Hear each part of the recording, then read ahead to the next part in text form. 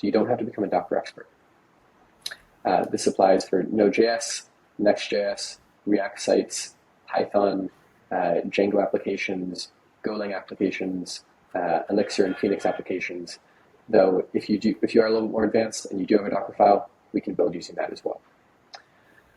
There's a question here about what resources I'd like to provide. Right now it's set to 1 CPU, 1 gig of RAM, no spot instances, no persistent volumes.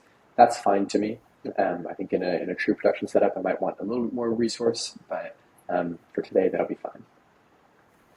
Then last but not least, on the networking side, it looks like this did detect that it's a web service and assumed port 3000, which in this case happens to be correct.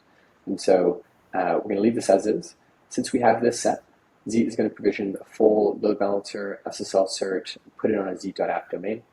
So we'll be able to access this live with SSL cert and a production ready networking stack on the get-go.